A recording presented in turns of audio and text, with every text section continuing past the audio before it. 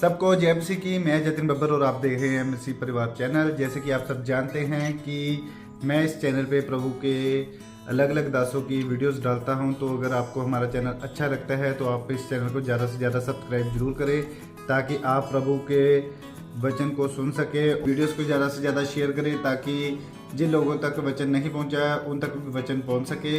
सबको जय मसीह की। एक बार मैं आपसे दोबारा कहूँगा कि इस चैनल को सब्सक्राइब जरूर करें और वीडियोस को ज़्यादा से ज़्यादा शेयर करें। जय मसीह की।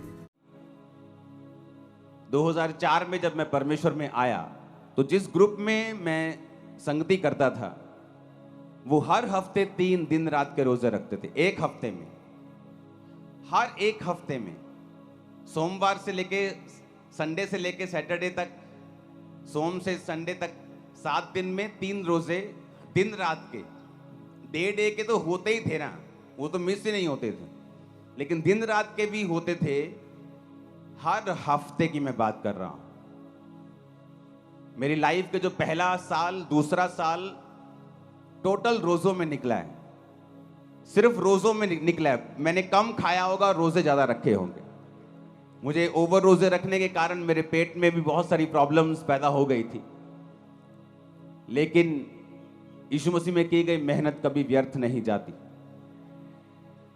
तो परमेश्वर ने वो सारा कुछ कवर भी कर दिया, लेकिन जो सामर्थ का नींव, जो फाउंडेशन 2004 और 5 में पड़ी थी, उसका असर आज दुनिया देख रही।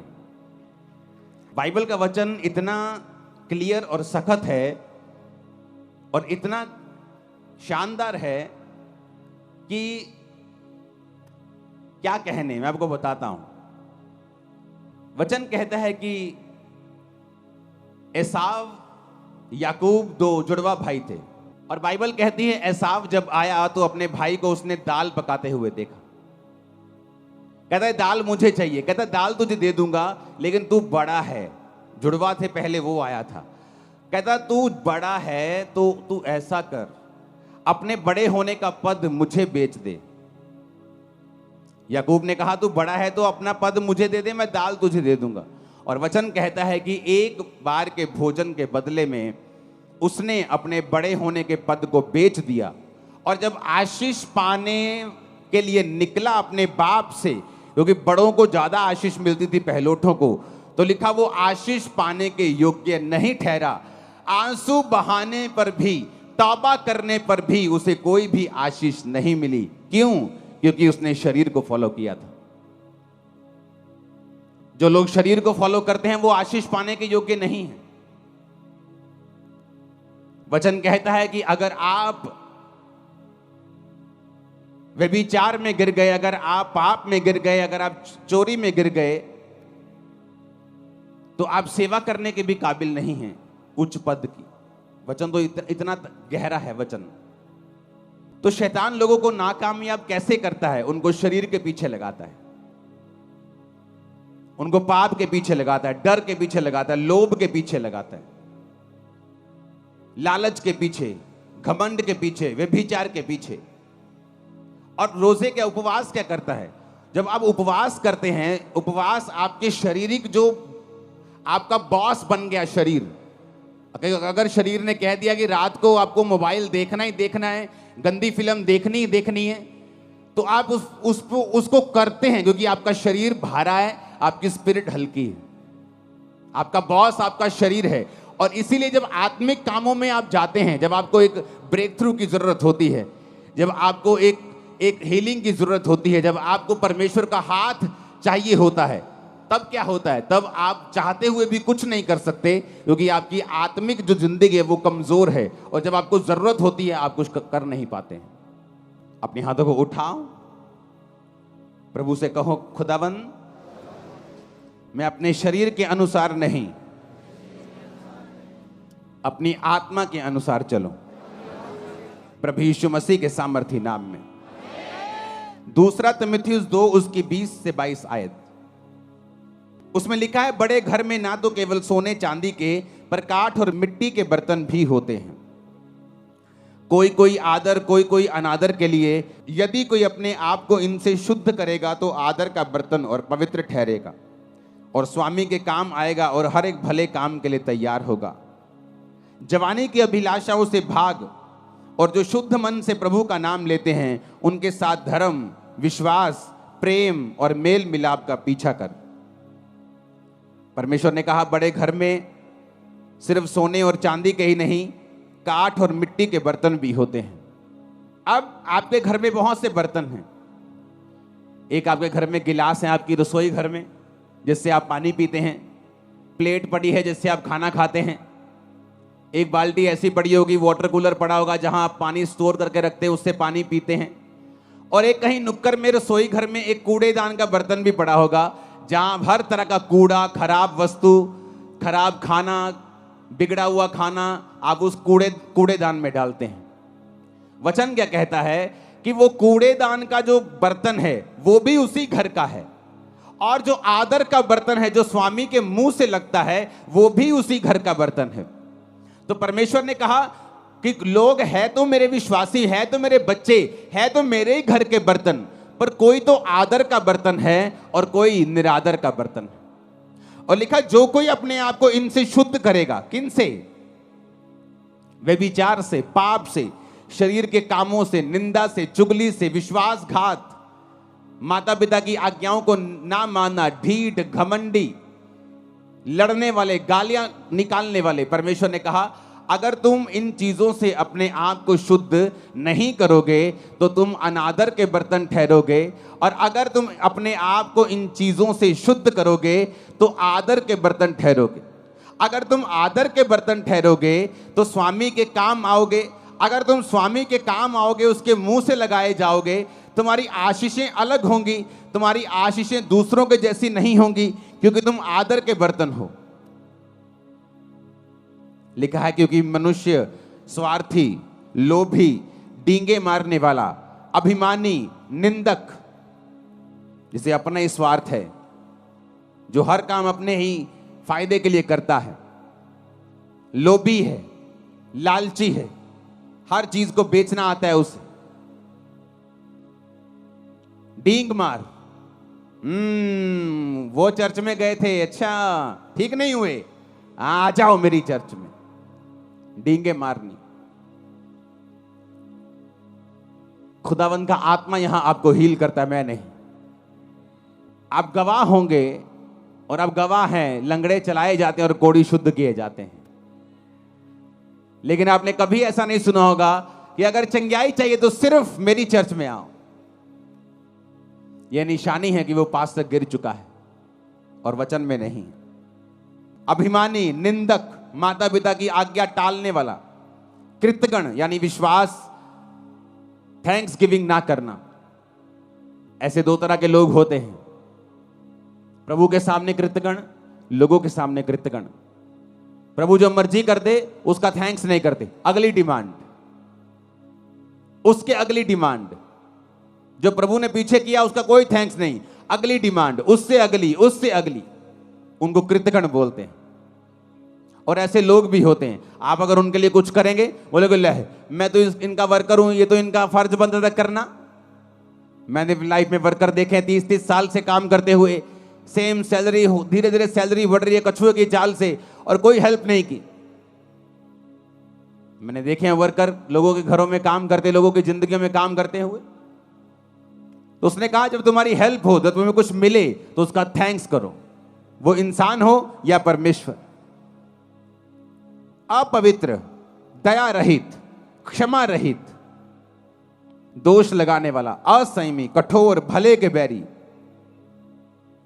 विश्वासघाती, ढीठ, घमंडी, प्रभु के नहीं सुख विलास के चाहने वाले, भक्ति का भेष धरेंगे पर शक्ति को ना मानेंगे, ऐसों से परे रहना।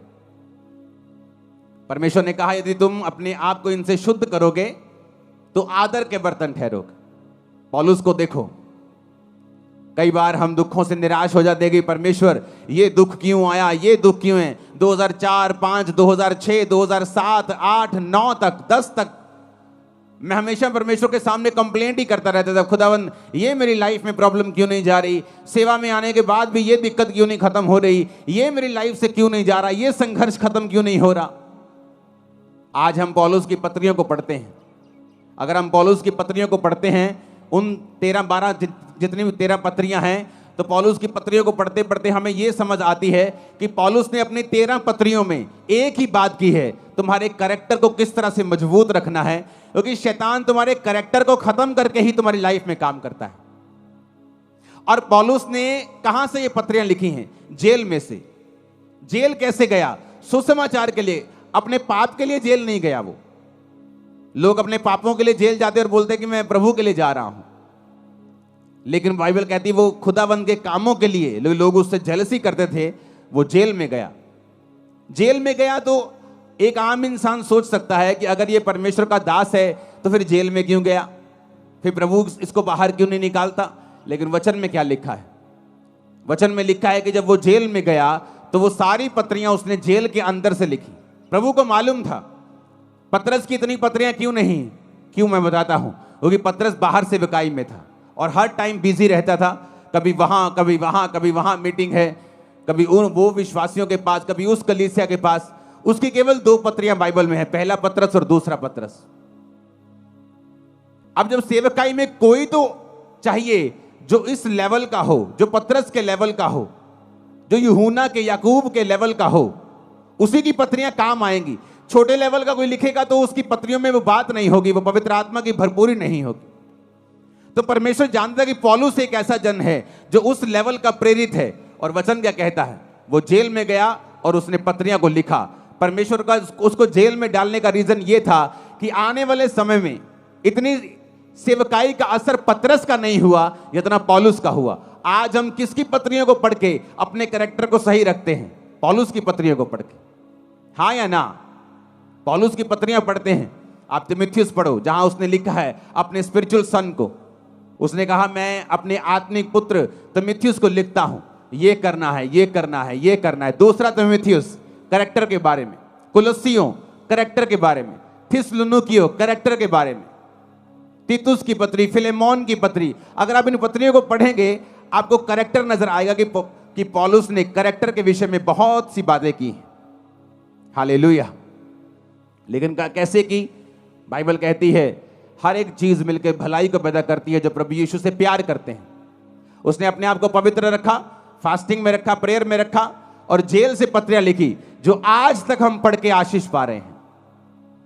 अपने हाथों को उठाओ, बोलो हर एक दुख के लिए जो खुदा की मर्जी से आया, मैं खुदा का थैंक्स करता हूं। ऊंची आवाज में बात करो, थैंक्स करो ऊंची आवाज में। और पिता मैं विश्वास करता हूं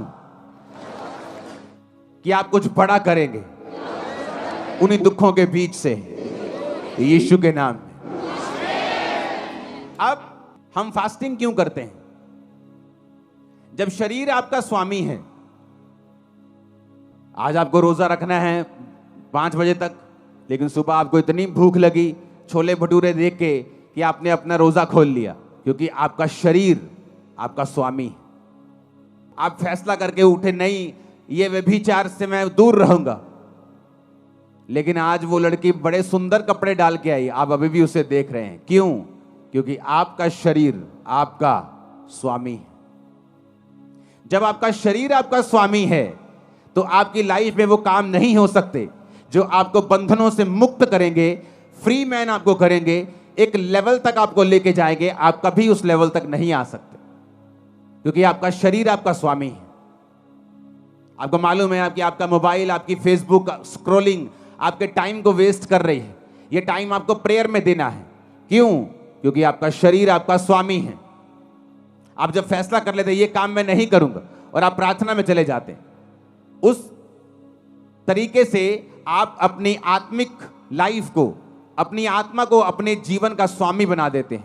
और वचन कहता है जो आत्मा से चलेगा वो जिएगा। आमीन। आप जानते नहीं आत्मा में रहना और प्रार्थना और उपवास में रहने से कितने बंधन टूटते हैं और कहां ये चीजें लगती हैं जाके, आपको मालूम भी नहीं। जब प्रार्थना उपवास में मैं पिछले दिनों में था तो प्रेयर कर रहा था तो परमेश्वर दर्शन देने लगा। ऐसे दर्शन नहीं देने लगा कि मैं कुछ मांग रहा हूं प्रभु से कि मुझे ये चाहिए, मुझे ये चाहिए। जस्ट मेरी आदत है खुदावंद की प्रेजेंस में बैठना और बैठे रहना और प्रेयर करना और बेदारी के लिए प्रेयर करना, लोगों के लिए प्रेयर करना। मेरा अपना कोई मसला नहीं है खुदावंद के सामने। मेरे मसले चर्च के होते हैं, आपके होते हैं। आप यहाँ काउंसलिंग के लिए आते हैं, आपके केस मोबाइल पे मेरे पास आते हैं। जब उनसे हल नहीं होता डायरेक्ट मेरे पास आते हैं, तो मैं लिख के भेजता हूँ, इसको ये कहना है, ये कहना है, या सिर्फ ले हैंड में खड़ा करो, या इसको रोजे रखवाओ, या मुझसे मिलाओ, इसे ऑफिस भेजो। तो मेरा मसला सिर्फ आपके साथ होता है। आप प्रभु की प्रेजेंस में होते हैं, परमेश्वर आपकी लाइफ को फ्रूटफुल बनाता है, इफेक्टिव बनाता है।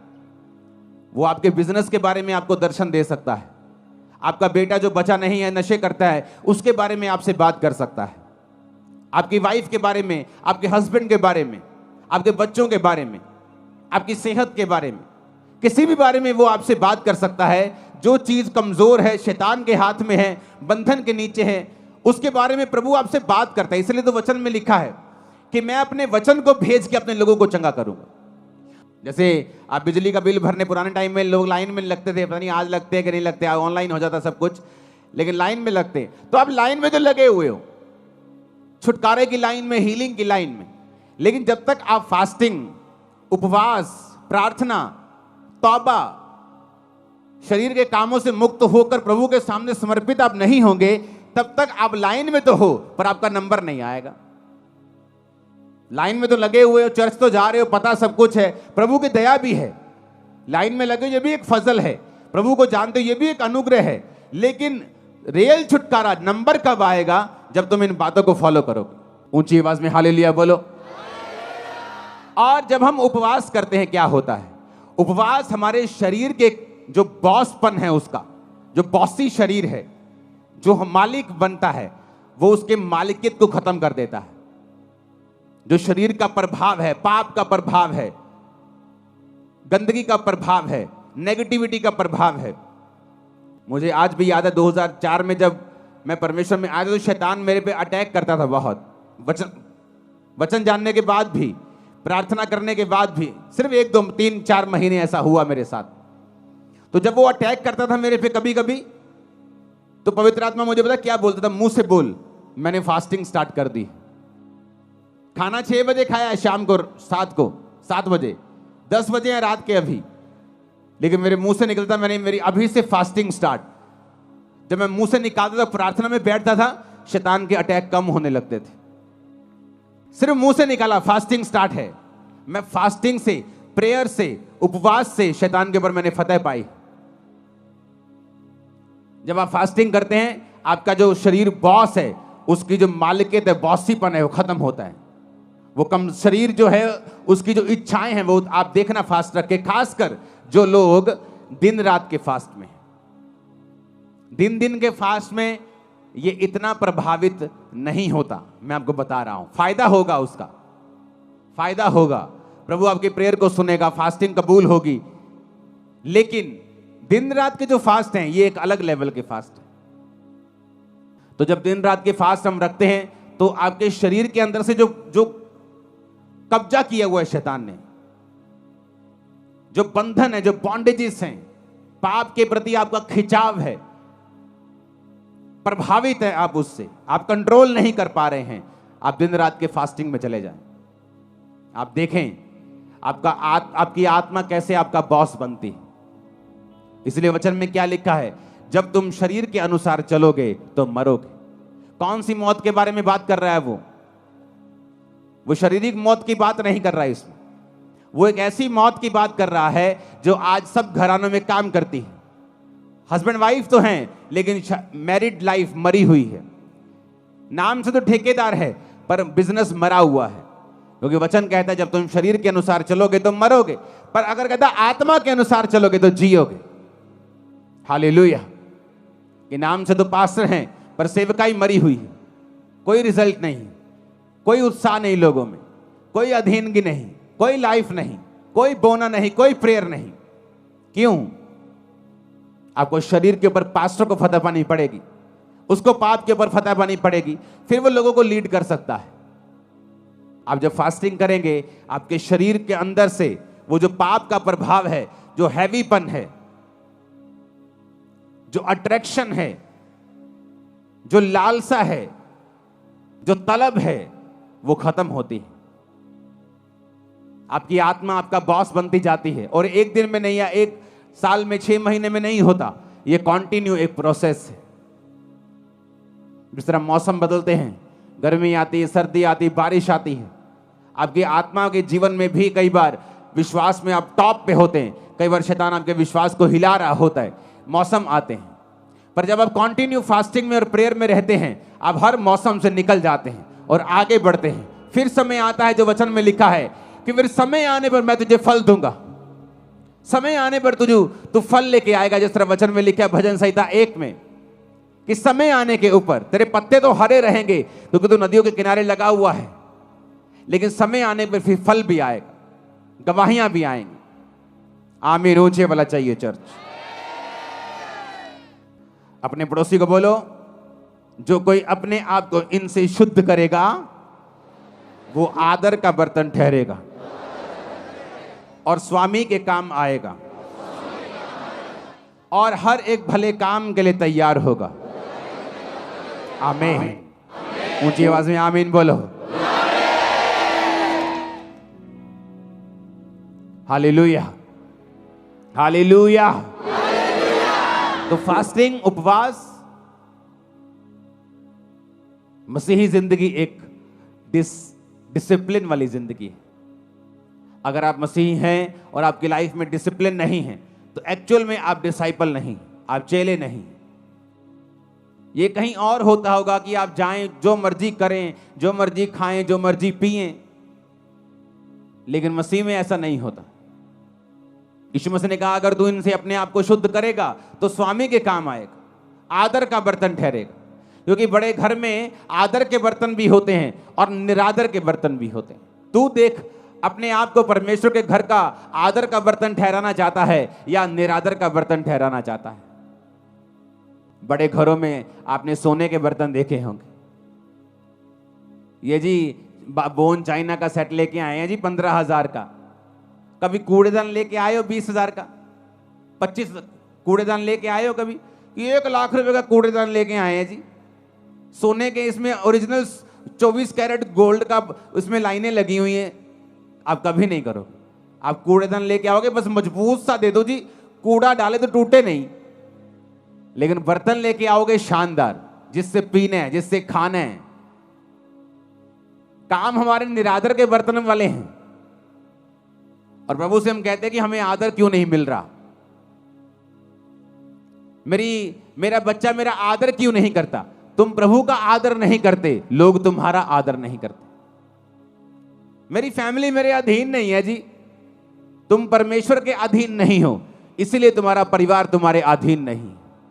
मेरा पति मेरी बात नहीं सुनता, तुम प्रभु की बात नहीं सुनती, इसलिए तुम्हारा पति तुम्हारी बात नहीं सुनता। सब कुछ जुड़ा हुआ है। तुम आत्मा में कामयाब हो जाओ, शरीर में कामयाबी तुम्हारे पीछे पड़ के मिले, तुम्हें मिलेगी, बाइबल कहती है। आत्मा में कामयाब हो जाओ, शरीर में कभी भी फेल नहीं हो सकते तुम लोग, कभी भी, नेवर। वो लाइन चेंज कर देगा तुम्हारी, लेकिन फेल नहीं होने देगा। हालेलुया। मसीह जिंदगी डिसिप्लिन वाली जिंदगी। मसीह में आके भी डिसिप्लिन नहीं है। अगर उन्हीं चौकों में खड़े होकर लड़कियों को छेड़ना है, अगर वैसे ही काम करने, वैसे ही मोबाइल चलाने, उन्हीं ब्लॉगर्स की तरह वैसे ही ब्लॉग बनाने और गालियां निकालनी है, अपने आप को क्रिश्चियन बोलना छोड़ दो।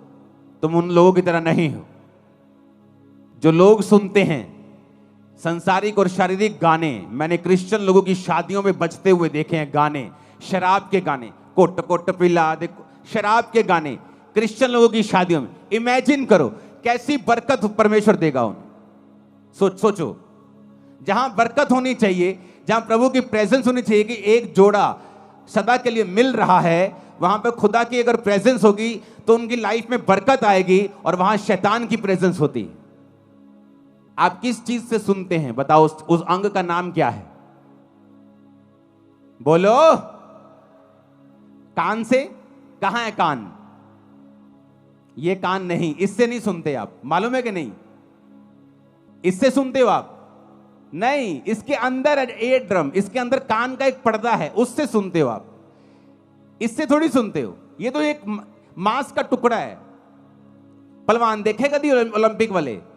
उनके यहां देखा क्या हुआ होता है? वो बज बज के उनके कान फट फट के मोटे हुए होते यहां से। अगर ये सुनते हैं तो जब वो मोटे हो जाते हैं फिर वो कहां से सुनते हैं? वो तो अंदर से सुनते हैं भाई, इधर से।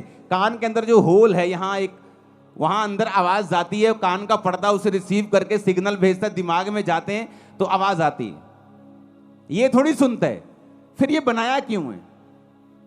बात तो ये है, प्रभु ने कोई चीज फालतू में तो बनाई नहीं है। अगर मैं इसे हटा दूं, आप कई लोगों का देखोगे एक्सीडेंट में कान उखड़ जाता है, उनके कान होता ही नहीं है, फिर भी वो सुनते हैं। लेकिन परमेश्वर ने बनाया क्यों है फिर ये कान? अगर आप ध्यान से देखें एक पिक्चर में, कान और स्त्री का गर्भ दोनों सेम शेप के होते हैं। इधर लेफ्ट साइड पे स्त्री का गर्भ है, यूट्रस है, जहां बच्चा होता है। बच्चा और कान दोनों सेम शेप के होते हैं। दूसरी फोटो भी है आपके पास। कान और बच्चा और स्त्री का गर्भ, पिछली फोटो दिखाओ, दोनों सेम शेप के होते हैं। परमेश्वर ने जब कान अंदर बनाया तो परमेश्वर चाहता था कि इंसान जो है इस बात को समझे कि मैंने कान का बाहरी हिस्सा वो ऐसे भी छोड़ सकता था, यहां फ्लावर बना सकता था ऐसे सुंदर करने के लिए, लेकिन उसने गर्भ की शेप को लिया और तुम्हारे कान पे चिपका दिया। क्यों? क्योंकि परमेश्वर ने तुम्हें बहुत केयरफुली डिसाइड करने के लिए बोला है कि तुम अपनी लाइफ में क्या सुनोगे और क्या नहीं सुनोगे। क्यों? जब औरत के गर्भ में बीज जाता है तो वो बच्चा पैदा करता है, और जब परमेश्वर ने कहा तुम्हारा कान जो गर्भ की शेप का है, जब इसके अंदर बीज जाएगा, वो चाहे अच्छा बीज हो चाहे बुरा बीज हो। एक चोर का जब शादी होता है तो उसके भी बच्चा होता है। एक जादू टोना तांत्रिक, एक बंदों को मारने वाला एक कातल, जब वो भी शादी करता है तो बच्चा पैदा होता है। एक धर्मी जब शादी करता है तो भी बच्चा पैदा होता है। तो बच्चा अच्छा है या बुरा है, ये निर्भर करता है कि कौन उसे पैदा कर रहा है। परमेश्वर ने तुम्हारे कान को गर्भ के जैसा इसलिए बनाया है कि परमेश्वर कहता है कि कान के अंदर क्या डलेगा, अच्छा या बुरा, ये तुम डिसाइड करोगे। जैसा तुम डालोगे तुम्हारी जिंदगी का फल वैसा ही होगा, अच्छा या बुरा। अब तुमने गाने डालने हैं, शराब के गाने डालने हैं, वो गाने डालने जिससे बीपी बढ़ जाता है, तुम शारीरिक जोश में आ जाते हो, वट देंगे, टोक देंगे, तुम्हारा वो भला करने वाले नहीं। मैं खड़दा, मैं जानदा, मैं आंदा, वो तुम्हारा भला करने वाले नहीं। इसलिए प्रभु ने कहा ध्यान से देखो कि क्या सुनते हो। जब मैं चर्च में से वापस आया करता था तो मेरी आदत थी हिंदी गाने सुनने की, तो हिंदी गाने मैं सुनता था। और एक दिन पवित्र आत्मा ने मुझे प्रेरित किया, तो मैंने अपने भाई से, क्रिश्चियन भाई से पूछा, मैंने कहा क्या बेनीहीन गाने सुनता है?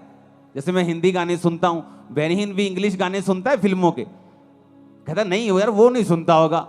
मैंने कहा अगर वो नहीं सुनता होगा तो मुझे भी नहीं सुनने चाहिए। अगर मुझे प्रभु में बढ़ना है तो हिंदी गाने सुनता हूं तो मुझे मेरे अंदर वही फीलिंग्स आती हैं। तो अगर वो भी फीलिंग्स आएंगी, चर्च जब मैं जाके सॉन्ग प्रभु का सुनता हूं तो वो आत्मा वाली फीलिंग आती है, तो मैं अपने शरीर को दो चीजों से भर नहीं सकता हूं। एक ही सोते से खारा और मीठा दोनों पानी तो नहीं निकल सकते, तो चुनाव करना पड़ेगा। उस दिन से कैसेट्स होती थी, तब सारी फेंक दी थी, कोई गाना नहीं सुनना। और पवित्र आत्मा कैसे भरता है? जब मैं सॉन्ग सुनता था, ये सुखविंदर साथ होता था सॉन्ग 2004 से 5 से, जब गीत गाते थे, सॉन्ग सुनते थे, तो वो सॉन्ग सारा हफ्ता दिमाग में बजता था, जब तक अगली मीटिंग नहीं आती थी। 3-4 दिन वो सॉन्ग बजी जाना आत्मा में, जब तक कोई और सॉन्ग नहीं सुन लेना। तो उस वजह से पवित्र आत्मा से हम भरपूर रहते थे, सब लोग जितने इस नियम के ऊपर चलते थे। तो परमेश्वर ने कान क्यों बनाया, उस फोटो को देखेंगे। परमेश्वर ने कान गर्भ के जैसा क्यों दिया है, जबकि जो सुनने वाली चीज है वो तो अंदर है, कान का पर्दा तो अंदर है। लोग बोलते जी मेरे थप्पड़ मारा किसी ने, कान का पर्दा फट गया, अब सुनता नहीं। अगर इस कान से सुना जाता तो ये फटता तो कान नहीं सुनता, पर अंदर का पर्दा फटता है तो कान नहीं सुनता। क्योंकि ये परमेश्वर ने गर्भ के जैसा बनाया है, ताकि जो कुछ तुम अंदर लोगे, गाने, गालियां, सांसारिक चीजें, किस दोस्त के साथ आप बैठ रहे हो, ऐसा दोस्त जो आपके साथ जब बैठता है, जब आप उठते हैं तो आपका विश्वास कम हुआ होता है, वो आपके अंदर नेगेटिव चीजें डालता है। ओ ठीक है चर्च, ओ कदी कदी चल जाया कर, उन लोगों ने भी बना के रखनी है, ओ ले किहड़ी चर्च है जिहड़ी सारे लोगों तुहानूं वखरा ही कर दिंदी है, और आप थोड़ी इदां। आप क्या सुनते हैं मायने रखता है। आप अगर नेगेटिव सुनेंगे और उस नेगेटिव को कैंसिल नहीं करेंगे, आपने मान लिया कुछ नेगेटिव सुना और आपको मालूम नहीं है कि उसे कैंसिल करना है, उसे रिजेक्ट करना है, ऐसे लोगों के पास नेक्स्ट टाइम मत बैठें जहां बैठने पर आपका विश्वास कमजोर होता है। अगर वो रिश्तेदार है, त्याग दें कुछ सालों के लिए, उस कुछ महीनों के लिए त्याग दें। वो दोस्त जो मैंने 2007-8 में त्याग दिए, 15-16 साल बाद मुझे मिलते हैं आज, लेकिन आज मेरी बातों का असर उन पे होता है, उनकी बातों का असर मेरे पे नहीं होता।